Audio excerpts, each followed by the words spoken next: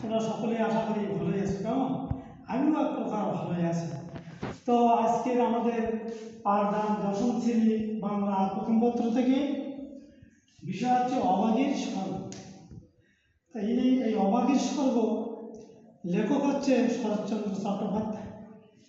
তোমাদের তো অনেক আগেও আমি বলেছিলাম এই শরৎচন্দ্র চট্টোপাধ্যায়ের সম্পর্কে আমাদের আগে এই লেখক পরিচিতি সম্পর্কে জানা দরকার। এই লেখক 1876 সালে পশ্চিমবঙ্গের হুগলি জেলায় দেবানন্দপুর গ্রামে জন্মগ্রহণ করেন। তিনি ওইখানে জন্মগ্রহণ করেন এবং জন্মগ্রহণ করার পরে তিনি লেখাপড়া করতে যেয়ে লেখে পড়ার পরে আর্থিক সংকটের কারণে তিনি বেশি দূর পড়ালেখার অগ্রসর হতে পারেননি। তিনি ছাত্র জীবনে তার এই অভাব অনটনের জন্যে সমাপ্ত হয়ে যান এবং কিছুকাল তিনি ভবঘুরে হয়ে গেলেন। তারপরে তিনি কিছুকাল ভবঘুরে হওয়ার পরে তিনি রাজনৈতিক দলে ছিলেন, কিন্তু দেখা গেল শরৎচন্দ্র চট্টোপাধ্যায় সেখান থেকে তিনি বিরতি হয়ে পরে আবার লেখাপড়ায় মনোযোগী দিলেন। তখন তিনি কিছু উপন্যাস, কিছু রচনা সামগ্রী তিনি লিখে পারলেন। তার উপন্যাসগুলো আছে কি মেজদিদি, শরৎচন্দ্রের এই মেজদিদি আছে, আরও অনেক গল্প আছে, উপন্যাস রয়েছে, তার ভিতরে মেজদিদি, বড় দিদি। এখন উনি শরৎচন্দ্র চট্টোপাধ্যায় 1938 সালে মৃত্যুবরণ করেন। তো আজকে যা হোক, এবার আমরা পাঠ পরিচিতি সম্পর্কে যাই। এই পাঠটা সুকুমার বন্দ্যোপাধ্যায়, সুকুমার সেনের রচিত সরস সাহিত্য সামগ্রী প্রথম খণ্ড থেকে এই অবাগীর স্বর্গ গল্পটি নেওয়া হয়েছে।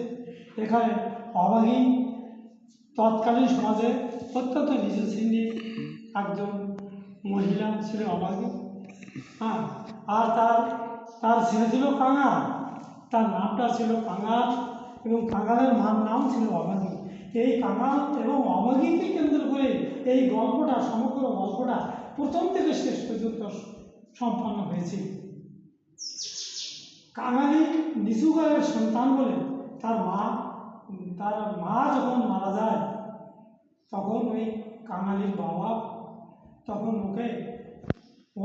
ওর নাম রাখে কাঙালি, কিন্তু ওর মা ওকে পেলে ওর মা মারা যাওয়ার পরে যখন বয়স তার পূর্ণাঙ্গ হয়েছিল তখন তাকে একটা রসিক বাঘের সাথে তার বিবাহ হয়েছিল। কিন্তু রসিক বাঘের সাথে বিবাহ হওয়ার পরে এই রসিক বাঘের আর একটা বাঘিনী ছিল। সে এই কাঙালির মাকে ফেলে রেখে সে আড়াল দিয়ে ঘর সংসার করে। কিন্তু কাঙালি কী করলো? কাঙালি তার মায়ের কোলে পৃষ্ঠে বড় হতে থাকে, বাইরে কোথাও যেত না। এই হতদরিদ্র অত্যন্ত অভাবনীয় ভিতর দিয়ে তার জীবন পরিচালিত হতে লাগলো। তারপরে চলো আমরা এবার প্রিয় ছাত্রছাত্রীরা, চলো এবার আমরা মূল পাঠে যাব। মুখর্জি মশাইয়ের বর্ষীয়সী স্ত্রী 7 দিনের জ্বরে মৃত্যুবরণ করে। এই মৃত্যুবরণ করার পরে এই যে বর্ষীয়সী তার মুখর্জি বাবু এই বর্ষীয়সী স্ত্রী, ছেলে মেয়ে, পুত্র পৌত্র নাতি দরিদ্র অনেক কিছু ছিল, কিন্তু তার এই মৃত্যুটা যে মৃত্যুর একটা করুণ আভাস সেটা পাওয়া যায় না। মৃত্যু সেখানে একটা আড়ম্বরপূর্ণ হচ্ছিল। এমন সময় কাঙালের মা কী করলো? সকালবেলা কটা বেগুন নিয়ে রাস্তায় যাচ্ছিল তাদের নিকটে একটা বাড়ি, নিকটে একটা হাট আছে, সেই হাটে বিক্রি করার জন্য, তাদের এই অভাব অনটন মেটানোর জন্য। কিন্তু কী করলো? তাদের এই হঠাৎ পথে যাওয়ার সময় এই ঘটনা দেখে কী করলো? কাঙালের মা সেখানে দাঁড়িয়ে পড়ল এবং সে নিচু জাতি এবং হতদরিদ্র বলে ওই সময় তৎকালীন সময়ে নিচু জাতিদের তেমন কোনো সুবিধা ছিল না, সম্মান ছিল না, তাই অনেক দূরে দাঁড়িয়ে ওই মহাটাকে দেখতে হলো। সেই মৃত্যুদেহকে দেখতে হলো। তারপরে সেইখানে দাঁড়িয়ে অনেকক্ষণ দুঃখ আক্ষেপ করতে থাকে। ও করার পরে যখন এই শবটাকে সব নিয়ে যখন শ্মশানে যেতে হলো, সেই শ্মশানে যেয়ে সে দূরে থেকে ওই শবের মৃত্যু শবের পড়ানো কাফন দেখা শুরু করলো।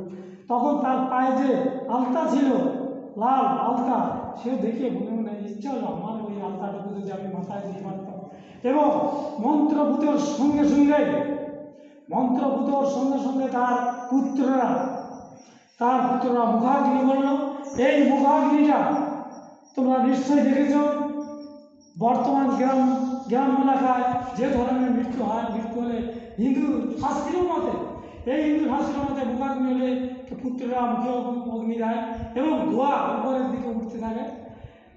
অভাগী এই কাঙালের মা এই সমস্ত দেখে চিন্তা করল ভয়ের ভেতরে যেন স্বর্গ থেকে একটা স্বর্গের রথ এসেছে এবং কল্পনা করতে থাকলো যে আমিও যেন এরকম এই মানে বর্ষী স্ত্রীর মতো, এই যে মুখর্জি মহাশয়ের